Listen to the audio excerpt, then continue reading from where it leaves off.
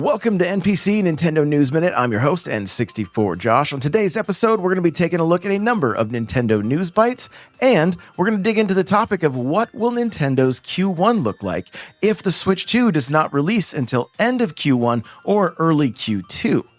Before we jump into it, make sure to hit that like button, hit that subscribe button, and ring that bell. First up for our Nintendo news bite, it looks like Night Dive's The Thing Remastered is sneaking onto consoles this week. That's if Xbox Wire is to be believed, and this comes via Nintendo Life. The Thing Remastered is going to be a very spooky game, I can tell you that. I vaguely remember the first one, but it is a movie that I loved as a kid, and it was not for the faint of heart. And there was a remake and another remake. I think there's a total of 3 different versions of The Thing, one dating way back into like the 50s or 60s, I believe. So this game is supposedly coming out on the 5th of December. We're gonna have to wait and see if it's gonna make its way to the Switch, but it should be available on Xbox Game Pass and on current consoles, if everything here is to be believed. We can tell you this for sure, looking at some of the tweets here between some people and the developers. It says December release. This is from Turn Off the Dark.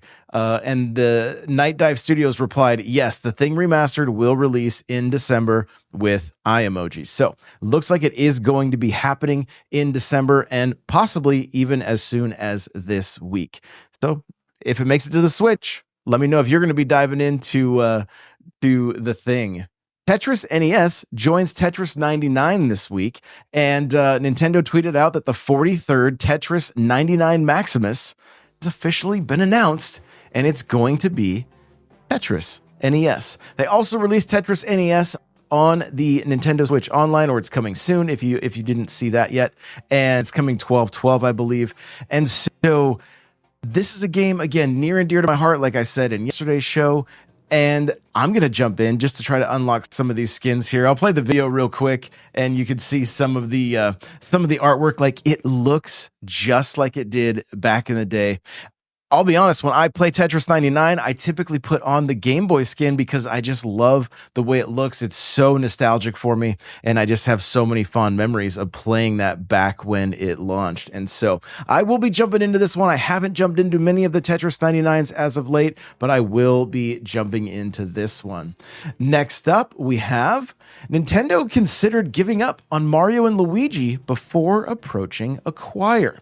This is via Nintendo Life here, and Nintendo's been doing a series of Ask the Developer, and Mario and Luigi has been the team that they've been interviewing or sitting down with recently. And so from the article here, it says, after the sad closure of the longtime Mario and Luigi developer Alpha Dream, many fans had given up hope that the new entry in the franchise would see the light of day. Now, according to the new Ask the Developer feature, it seems even Nintendo was close to throwing in the towel before approaching Acquire to commence co-development on Mario and Luigi Brothership. The interview gathers a handful of the development team from Nintendo EPD and some of the designers and the director from Acquire, and delves into the conception and development of the game ahead of its launch earlier this year.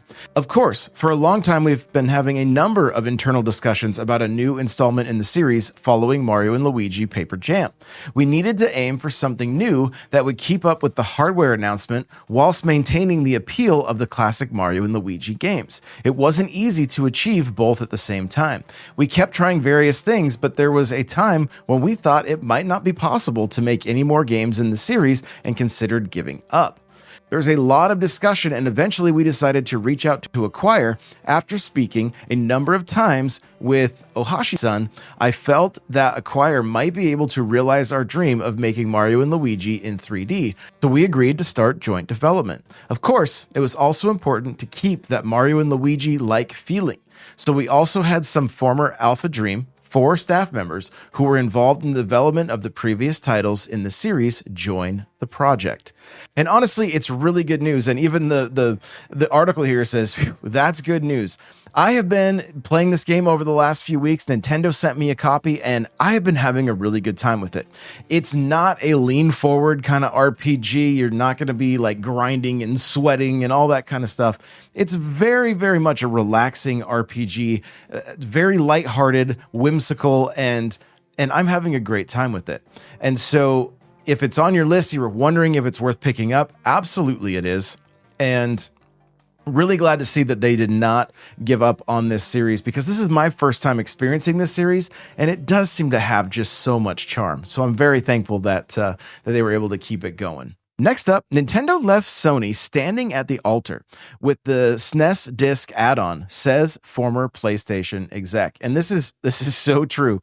It's kind of crazy, and I'm curious how far the article will dive into it here. So it says those with an appetite for Nintendo history likely will have heard of the SNES PlayStation, the Super Nintendo PlayStation, a collaboration between Nintendo and Sony, which was intended to bring CD-ROM gaming to the former's latest console.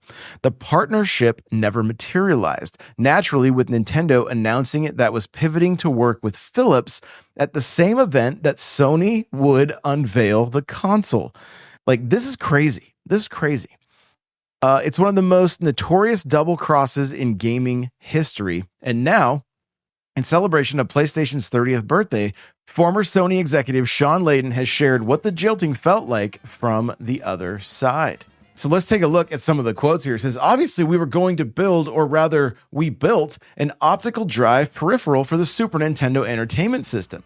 Nintendo realized cartridges had already maxed out their memory footprints, and so we, or rather Ken Kutaragi, created the compact disc technology to support the SNES.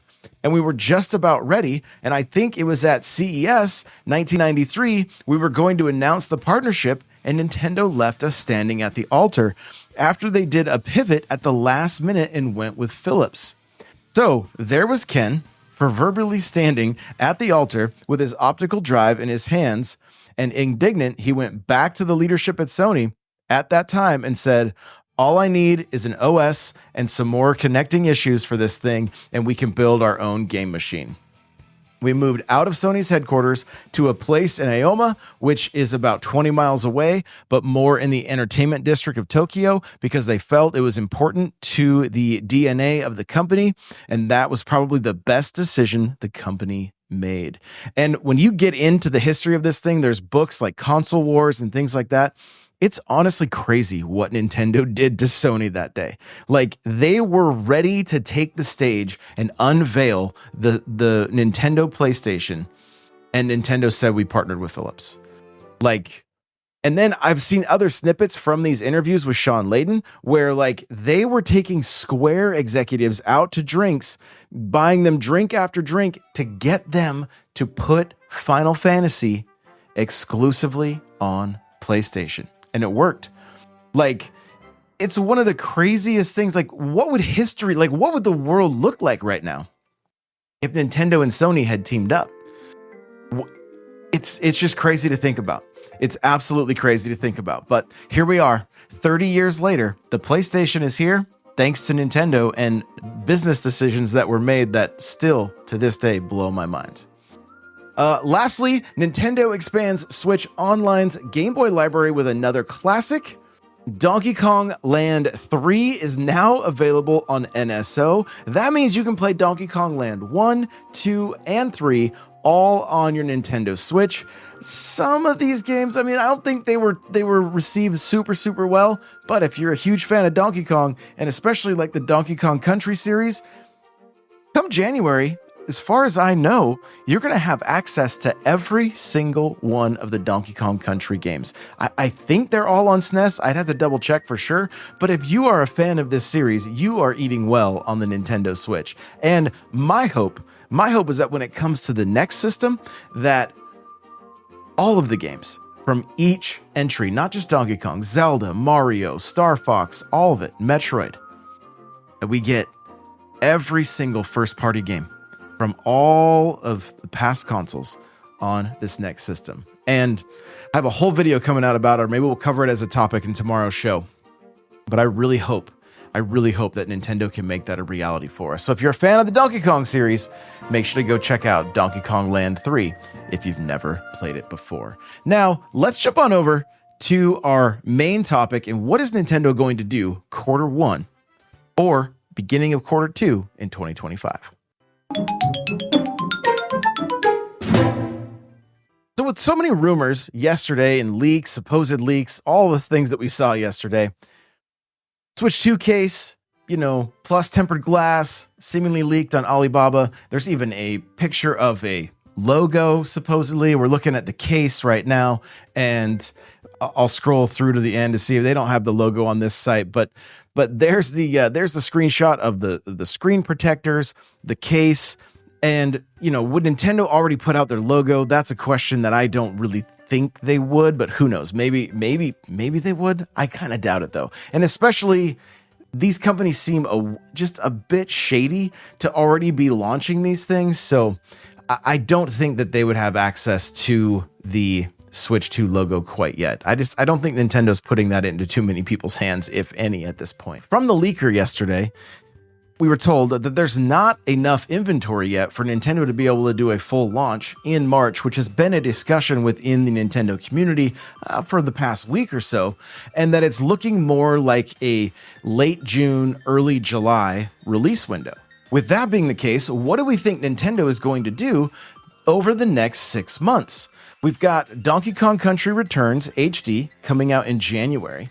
And then we have Xenoblade Chronicles X coming out in March, with nothing slated for February yet, which I think there's a possibility that we see a Metroid Prime 2 remastered either in December or February. Pure speculation there, but with that new book that they released, I think there's just something in the air that there may be another Metroid Prime around the corner. And fingers crossed there is, because I really, really want to play that second game. And I really hope they do as good a job as they did with Prime Remastered, because that is chef's kiss.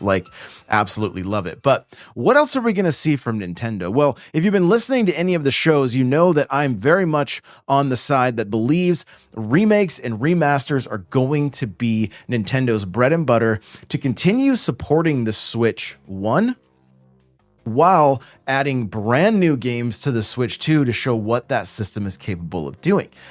That being said, what do we see up until the release of the Switch 2? Well, there's still a handful of games that are sitting in the Wii U library that we have not seen make their way to the Switch yet. There's the obvious ones like Wind Waker and Twilight Princess, but there's even Paper Mario Color Splash, which I know not a lot of people even bring that up in the conversation, and I don't know that it's well loved enough to even receive a port or a remake, but maybe there's a possibility.